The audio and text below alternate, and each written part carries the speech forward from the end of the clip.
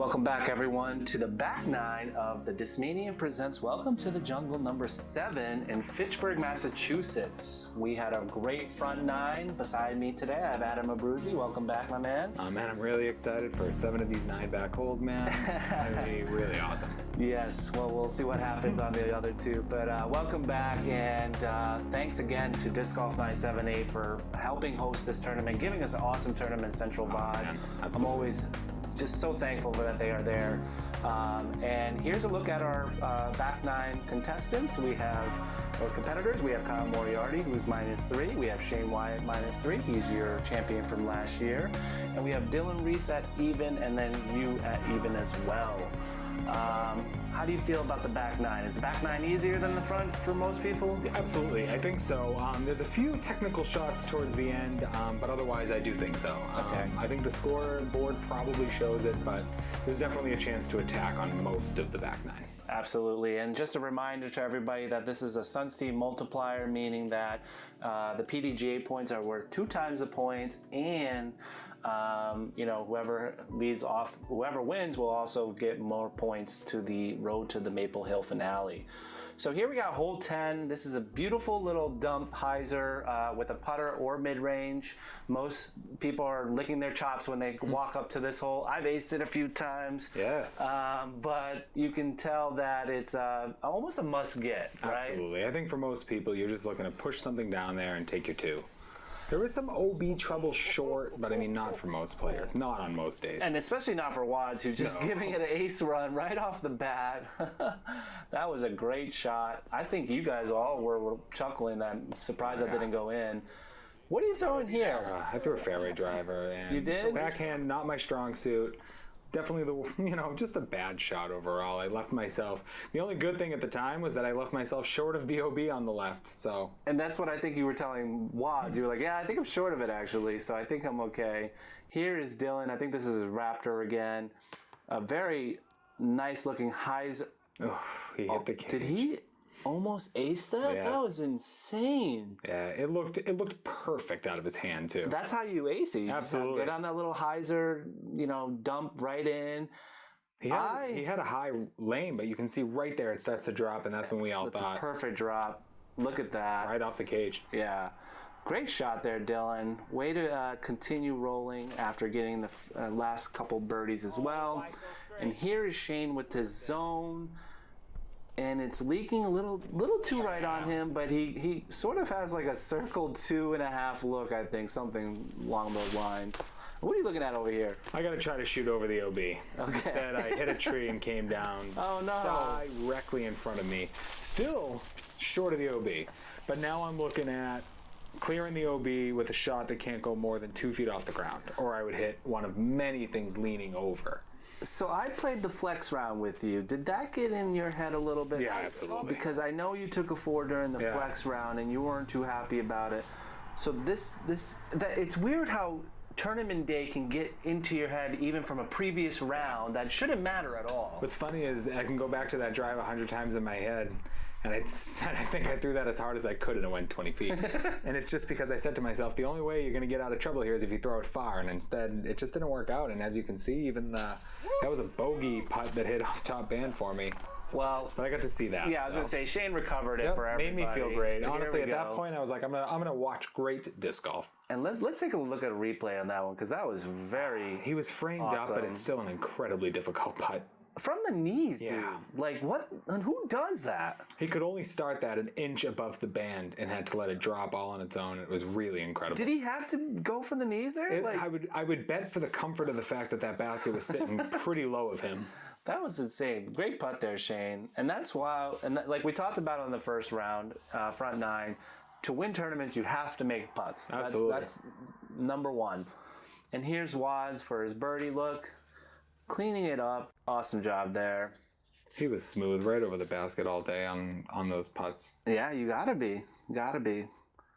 Especially if you're 10-15 rated like he is, and now he's sponsored by 3 other different companies. So every putt matters for those types of people. Absolutely. And here's hole 11, sponsored by East Coast Metal Roofing. Either a flick or a big turnover. I know Bob style likes its origin, inside lane here, turnover. But I like this shot. It's about 275 feet. It's not the easiest birdie to get by any means, but if you connect really well and you have a nice angle to it, you should be able to get a look. Absolutely. You're going to see a lot of people try to take that backhand turnover, but then the forehand shot just, I mean, obviously that's the shot that plays towards the basket, but it's a very big force you have to do it to get it all the way there. And here's Wadz. I believe that might have been his synapse. I'll double check for you. I'm pretty sure he was throwing his ethereal synapse there, and he just never got it to fade. It just went straight as an arrow on him. Yep, that's exactly what happened. But I'm surprised he took his synapse and not something a little less. But now he'll be throwing the omen for a shot like that. I can pretty much guarantee you that now. And here is Dylan with his Undertaker. Going high. I think that's the route. Absolutely. Like, if you really want to get it inside, you kind of have to go high to get the birdie. Yeah, and he took it with something, you know, the Undertaker is something that he had to hold the line on, and as you can see, he holds it high and right through the inside gap, and he parks it. Surprisingly, this hole played over par, 3.11. I mean, it doesn't look that hard, but if you get caught up early, you are It's almost totally impossible screwed to get the par, and I think that's probably where we saw a few bogeys trickle in. Yeah, and only 6 birdies. Yeah. It's insane to me.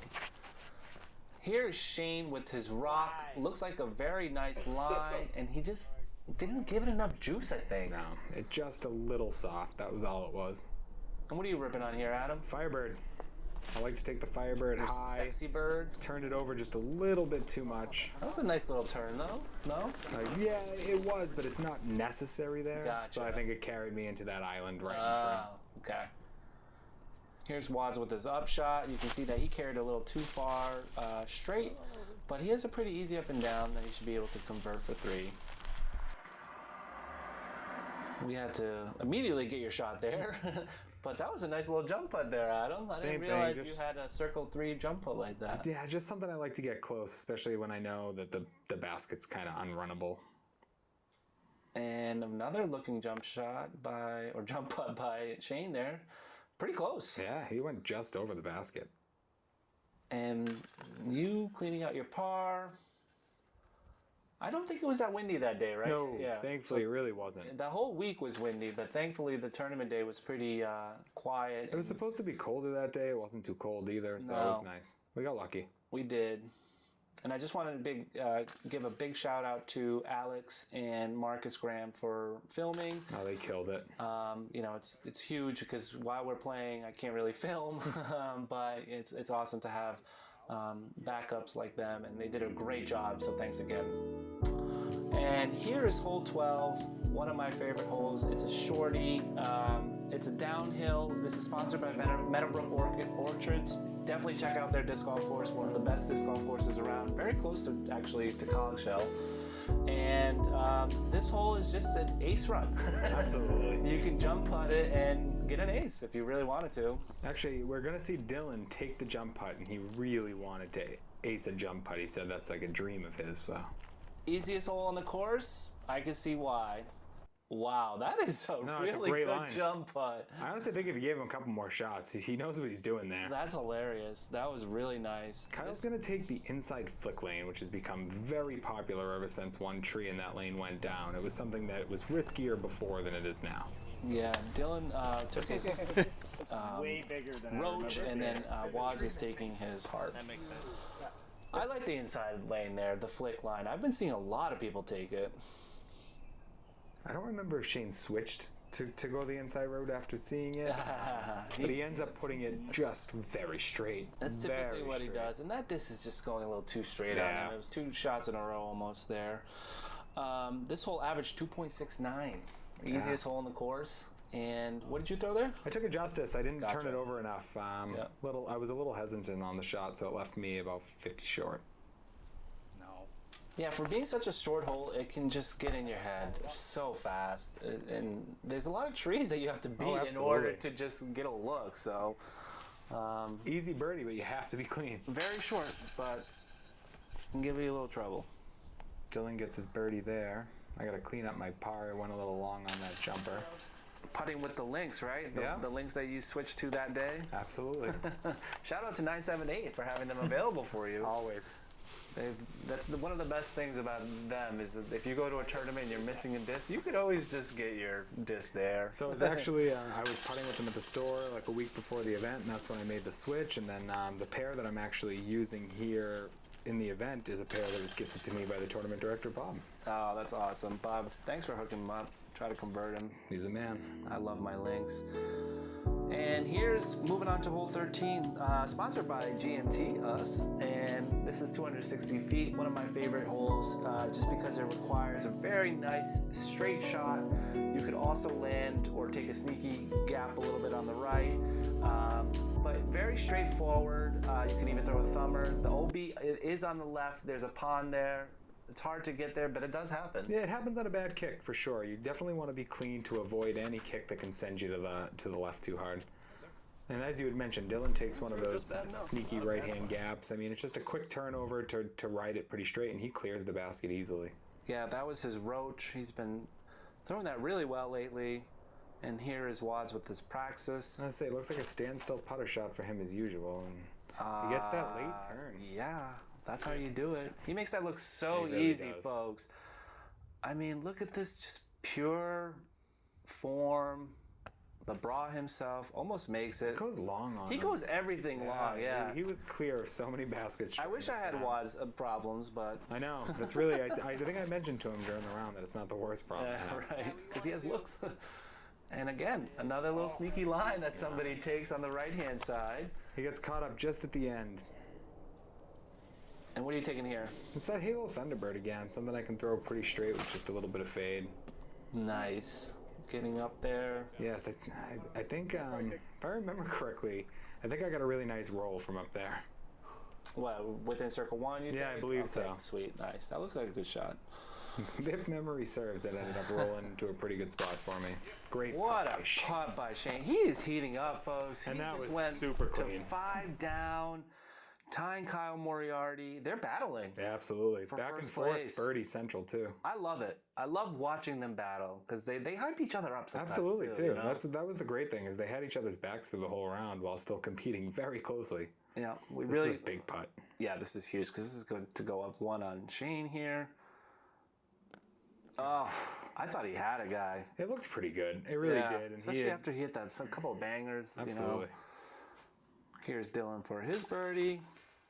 And he is heating up too. It really is. Because that's a turkey plus one, folks. That's what we call in disc golf and one. Yeah, he was playing really clean at that point. Yeah, hole 13 is such a good hole. Averaging 2.73. Yeah, we had 3 birdies on that card right Yeah, I didn't think it was that easy. No, but it's dang. crazy. So hole 14, one of the hardest holes on the course, probably the 3rd hardest hole on the course. It's averaging 3.13. You can see why, because there's a tree sort of immediately in the front.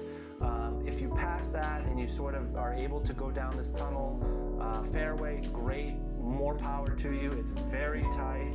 A lot of people are also opting to take sort of the left side route and then crashing back right, either through a turnover or a flick. But as you can see, the green is very fair. It's a little bit of a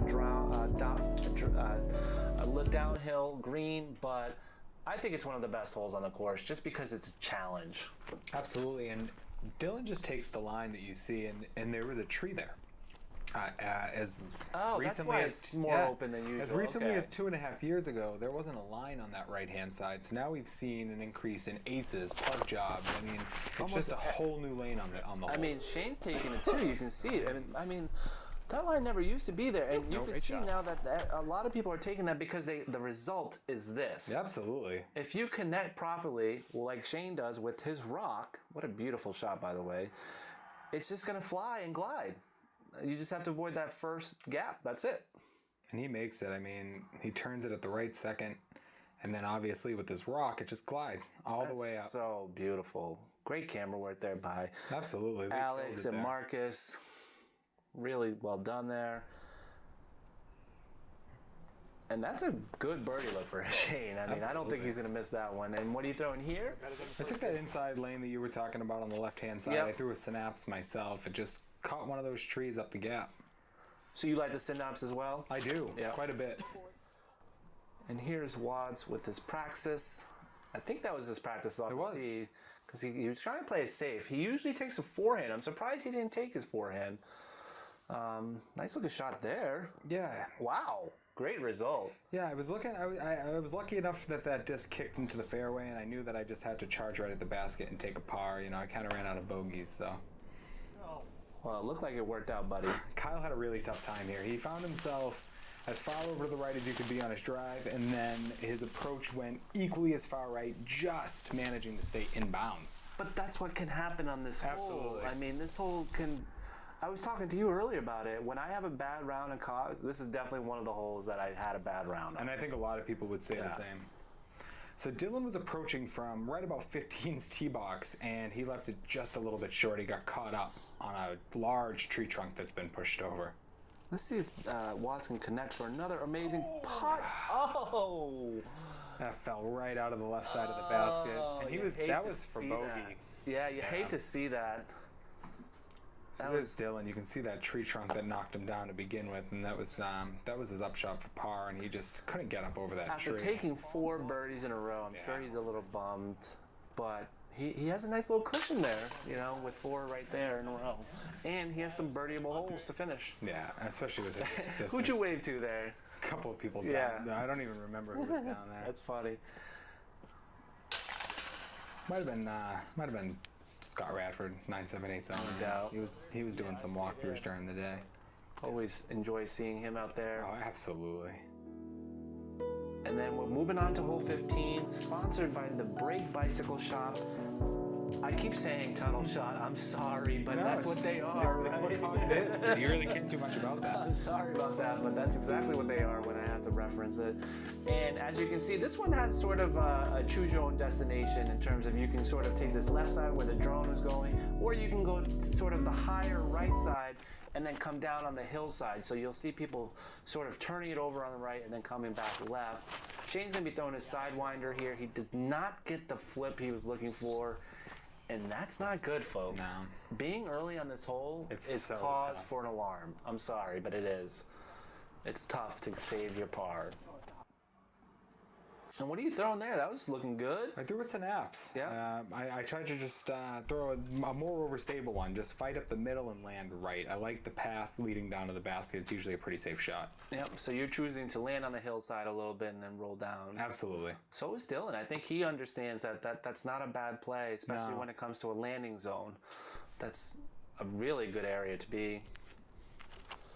And this hole averaged 3.11, so very similar difficult average to the hole prior. It's shots like Kyle's that's the reason for it. There's so many clean, amazing, good pushes like his that hit that tree at the last second, and then, I mean, he shoved nearly 100 feet off that kick. Yeah, that was a tough kick to watch. Really bad. And it's really 14 and 15 that I feel like are the two holes. Those are that the ones I can- was yeah. talking about. Those are those two technical holes that come at you on the back nine, where Yeah. the rest are probably playing a little easier. And here's Kyle coming out of that deep left-hand side. He's following up Shane, who just managed to have a pretty good approach from his tough drive. And Kyle fights through, but he lands, I think he was just about circle's edge. Tough par save for him coming up. And when you're looking for your birdie, just trying to find the basket area. Yeah, I ended up having to Anheuser over a giant laurel bush, so. And your hat fell off, it looked like. Yeah.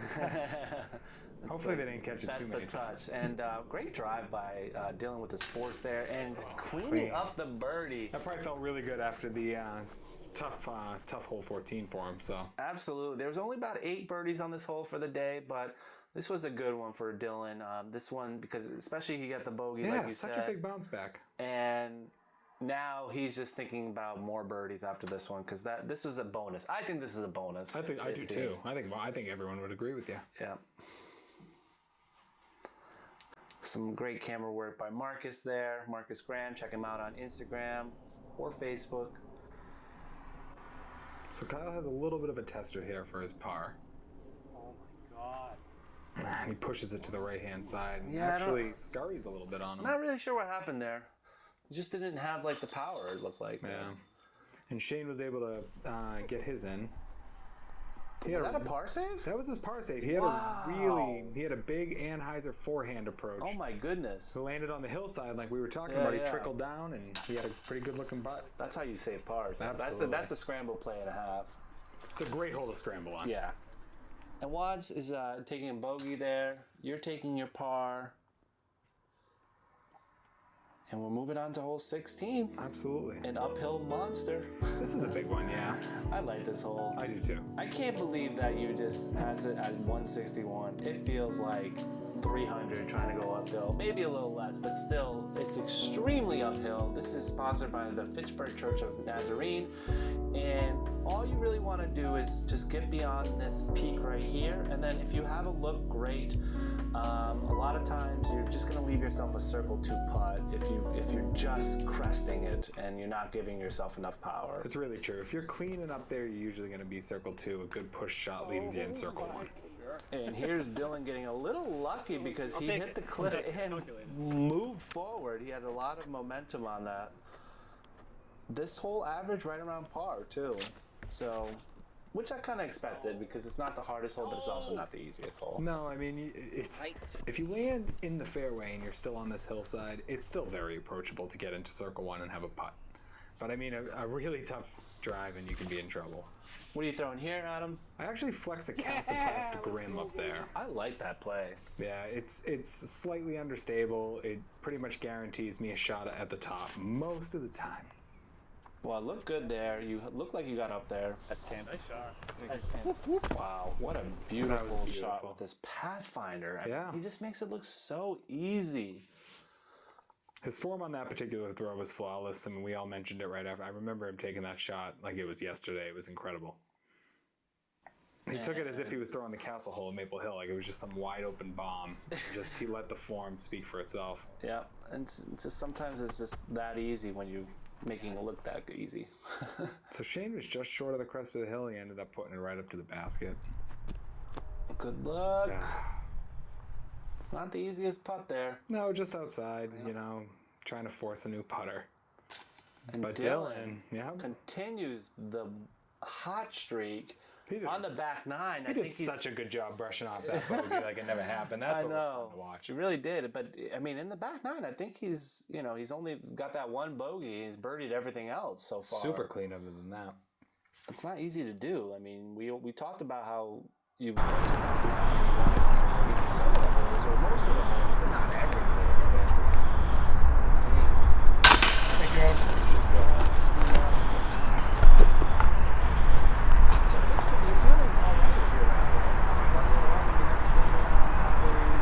with your rating, or maybe a little better. At that point, it's probably right around my current rating. Yeah. I mean, for me, I obviously like to go into this part of the course a little bit under par, but to be filmed for the first time, I was thrilled. I wanted to come out of this round even. Yeah. +1's fine, -1's great. And it's not. I think it's a good thing to set expectations because I mean, then it knows that you're moving along if you're meeting those expectations or not.